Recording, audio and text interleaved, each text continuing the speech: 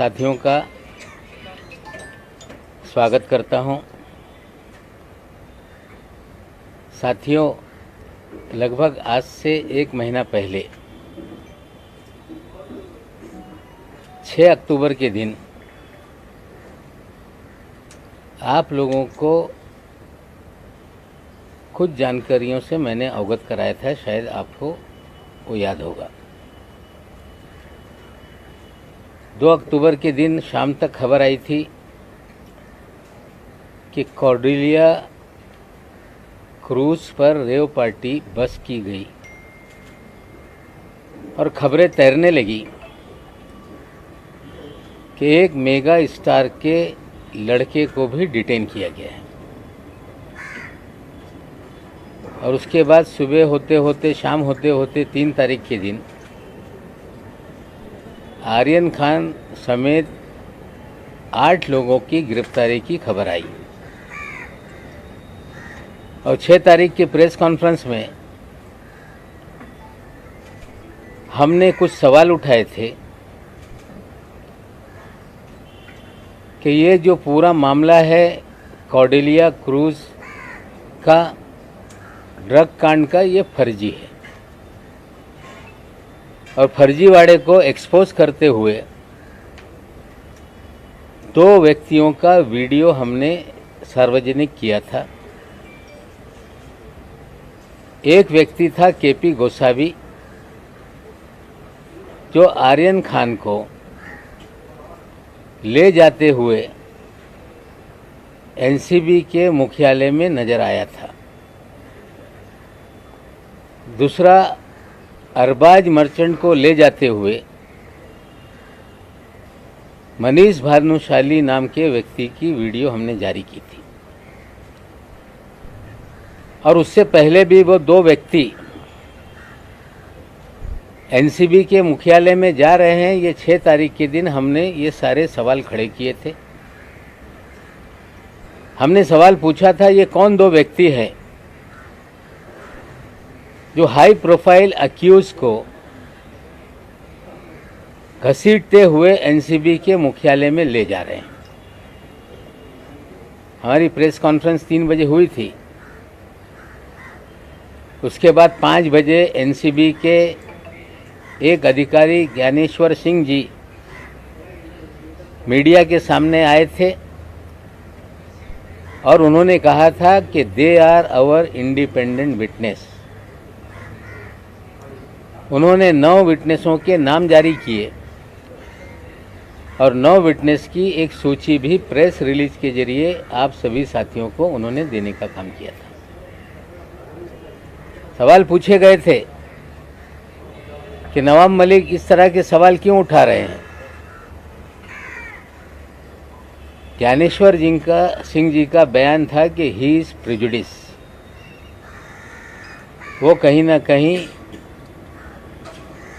कुछ उनके घर में जो दामाद का मामला था उसको लेके उन्होंने बयान दिया था। आप सभी लोगों को याद है कि ये प्रेस कॉन्फ्रेंस में आप सभी लोगों ने दामाद वाला सवाल भी मुझसे पूछा था और उस समय मैंने कहा था कि जमानत हो गई है, लेकिन उसका आदेश हमें प्राप्त नहीं हुआ है। उसकी सफाई में फिर मुझसे सवाल पूछे गए। मैंने कहा था कि जिस दिन 13 जनवरी को गिरफ्तारी हुई, 14 जनवरी को मैंने साफ कर दिया था, मैंने ट्वीट करके, जिसको आप सभी लोगों ने कवर किया था, कि कानून से बड़ा कोई नहीं, कानून अपना काम करेगा और देश की न्यायपालिका पे मेरा पूरा विश्वास है। फिर हमने 9 तारीख के दिन और एक प्रेस कॉन्फ्रेंस की। एक वीडियो आपके सामने हमने रखा जिसमें जोनल डायरेक्टर श्री वानखेड़े ये बयान दे रहे थे कि हमने 8 to 10 पीपल को डिटेन किया है। उसी रात का 2 तारीख की रात का था। मैंने सवाल पूछा था कि एक बड़ा अधिकारी कंफर्म क्यों नहीं बता पा रहा था कि 8 लोग थे के 10 लोग और 8 लोगों के ऊपर एफआईआर करके गिरफ्तारी की बात तब तक हो चुकी थी। हमने फिर एक वीडियो रिलीज़ किया उसी दिन कि 8 लोग नहीं 11 लोग थे। उन 11 लोगों में एक ऋषभ सचदेवा नाम का लड़के का हमने वीडियो दिखाया, हमने प्रतीक गाभा का वीडियो दिखाया, हमने आमिर फर्नीचर वाले का वीडियो दिखाया, जिन लोगों को अंदर ले जाते हुए वीडियो हमने दिखाया था। और फिर एक वीडियो हमने फिर दिखाया जिसमें ऋषभ सचदेवा के पिताजी, उनके चाचा जी, इन 3 लोगों को लेकर निकलते हुए नजर आए और हमने सवाल उठाया कि ये 3 लोगों को क्यों छोड़ा गया। और हमने सीधे कहा कि ये भारतीय जनता पार्टी के पूर्व जो युवा मोर्चा के अध्यक्ष थे मोहित कंबोज जी, जिन्होंने नाम बदल के मोहित भारती कर लिया है, ये उनके साले हैं और इनके बोलने पे ही उनको छोड़ा गया। फिर तुरंत प्रेस कॉन्फ्रेंस हो गई।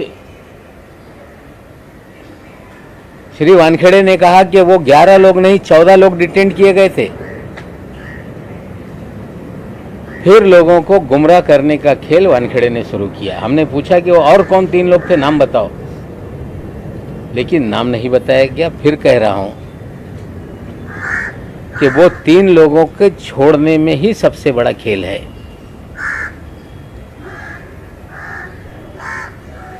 जिस दिन मैंने ऋषभ सचदेवा का नाम सामने लाया, मोहित कंबोज जो 1100 करोड़ रुपए का बैंक फ्रॉड का एक्यूज है,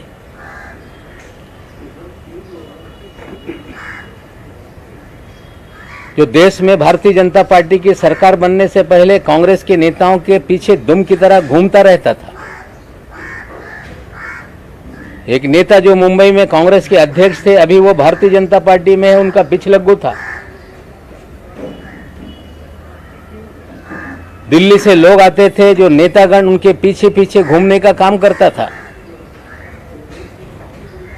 1100 करोड़ रुपए का बैंक घोटाला करने वाला ये व्यक्ति जैसे ही देश में सरकार बदली, ये भारतीय जनता पार्टी में शामिल हो गया। पैसे के बल पे दीन-दोषी विधानसभा से भारतीय जनता पार्टी का प्रत्याशी बन गया। चुनाव हारने के बाद उसे भारतीय जनता युवा मोर्चा का अध्यक्ष बनाया गया और 1100 करोड़ रुपए के फ्रॉड की कंप्लेंट सीबीआई और ईडी के पास थी। 1.5 साल पहले एक छापेमारी सीबीआई की इनके घर पे हुई। 60 करोड़ के मामले में छापेमारी हुई। उसके बाद छापेमारी के बाद मामला फिर दब गया। मैं एक फाइल है आप सभी लोगों को दे रहा हूं, उसकी जांच आप करिएगा। ये इसलिए बताना चाहता हूं कि पिछले 1 माह से ये महाशय पूरी तरह से छटपटाए हुए हैं। कोर्ट की प्रोसीडिंग में बार बार ये बात आई कि आर्यन खान को वो स्वयं उस क्रूज पे कोई टिकट निकाल के नहीं गया, उसे प्रतीक गाबा और आमिर फर्नीचर वाला के जरिए वो वहाँ गया। मैं सीधे बताना चाहता हूँ कि ये पूरा मामला किडनैपिंग का और रैंसम का है। मोहित कंबोज के साले की जरिए ट्रैप लगाई गई।